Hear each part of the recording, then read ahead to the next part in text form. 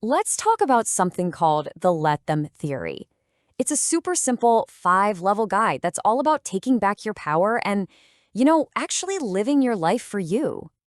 All right, let's get right into it. Think about this for a second. How much of your energy do you waste just managing other people, trying to fix their moods, trying to please them? It's exhausting, right? Well, what if I told you a simple 2-word theory could free you from all of that? The endgame here is pretty huge. You stop reacting to everyone else and you finally start living. So, what is this let them theory anyway? Honestly, at its core, it's all about freedom. It's that aha moment when you realize that trying to control other people, their moods, what they think, what they do, is a total waste of time. When you stop, all of that energy comes flooding back to you so you can focus on the only person you actually have control over, yourself. Okay, level 1, the core mechanic. This is ground zero, the most fundamental skill you're going to unlock, and the idea is so simple. It's just letting people be, letting them have their moods, their opinions, without making it your problem. Your coworker is grumpy? Fine, let them.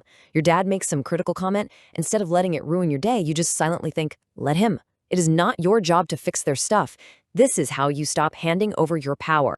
All right, you ready for your first quest? For the next 48 hours, I've got 2 challenges for you. First, just pick one person. You know the one, the person whose mood you're always trying to manage. Got him? Okay. Now for the next 24 hours, every single time you feel that urge to step in and fix things, you're just going to silently think to yourself, let them. That's it. Just do that and see what happens. Now, hold on. There's a big trap here. A lot of people hear this and think, oh, so I'm just supposed to be a doormat, a pushover? No, no, no. The fix is realizing this isn't passive at all. This is you actively reclaiming your power. You're not giving up, you're just deciding where to put your energy. And that's back into your own life. Okay, moving on to level 2, the family system. Let's be real, family is a whole different ballgame. They've known you your whole life, so they often feel like they've got a right to an opinion on, well, everything. The key tool here is something called the frame of reference. It's about trying to see the world through their eyes, based on their life, which lets you handle disagreements without getting dragged into the usual drama. So, here are your family quests. First, pick a family member that you tend to clash with. Then, over the next 48 hours, just try to genuinely understand why they see things the way they do. What in their life experience makes them think that way? You're basically trying to see through their lens for a minute. And again, there's a trap here. It's easy to think that understanding someone's point of view means you have to agree with it. You absolutely don't. The fix is realizing that understanding isn't about surrender, it's about connection. It just creates a little bit of space between you, even when you still disagree. Let's climb to level 3, emotional immaturity. You know what I'm talking about here. Adult tantrums. The pouting, the silent treatment, those passive-aggressive texts. Sound familiar? A lot of grown adults, when they don't get what they want, react with the emotional level of a little kid. And here's the most important part. Their tantrum is not your mess to clean up. Ready for your emotional quests? First, the next time you see a full-grown adult having a meltdown, I want you to literally picture them as an 8-year-old. It sounds silly, but it's incredibly powerful. Second, make a conscious choice in that moment not to fix their mood. You just detach and let them feel their feelings. It is so easy to fall into the trap of thinking their big reaction is somehow your fault. It's a reflex for a lot of us. The fix is to see it for what it truly is, their inability to deal with their own emotions. It's a them problem, not a you problem. And wow, is that freeing. On to level 4, adult friendships. Nobody tells you this, but as we grow up, friendship goes from being a team sport to an individual one. Adult friendships really stand on 3 pillars. Proximity, like are you physically near each other? Timing, are you in similar stages of life? And energy, that vibe, that click. When a friendship starts to fade, it's almost always because one of those 3 things has changed. So your friendship quests are all about taking that first step. Number 1, go first. Text a friend you haven't talked to in a while just to say hi. And here's the key, have 0 expectations for a reply. Number 2, go first again. Introduce yourself to that person you always see at the coffee shop or the gym. Just a simple, hey, I see you here all the time. I'm so-and-so.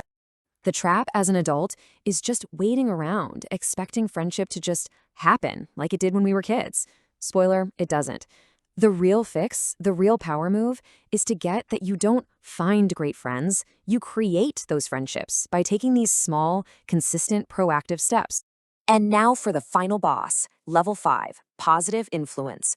Look, we all want to help the people we care about change for the better, but you have to remember this one rule. Pressure creates resistance. Nagging, criticizing, pushing, it just makes people dig their heels in. The only way to genuinely inspire change in another person is to model the behavior yourself. Let's put this into action with your influence quests. First, think of one specific change you'd love to see in someone in your life. Got it? Okay. For the next 48 hours, you're not going to say a single word about it to them. Instead, you are going to be the perfect example of that behavior. You want them to be more positive? You be relentlessly positive. You want them to be healthier? You eat well and go for a walk. You lead by doing.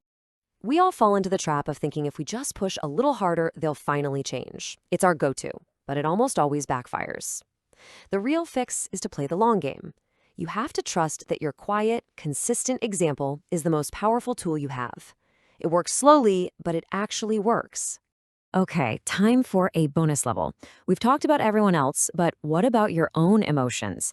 Get this, scientists have found that an emotion is just a chemical rush in your body that lasts for about 90 seconds. That's it. Any feeling that sticks around longer than that is because you are choosing to re-trigger the loop. So here's your bonus quest. The very next time a really strong emotion hits you, anger, frustration, whatever, pull out your phone and set a 90-second timer. For those 90 seconds, your only job is to just observe the physical feeling in your body. Don't act, don't judge, just watch it. The trap we all fall into is thinking we have to fight or suppress our emotions, which is totally exhausting.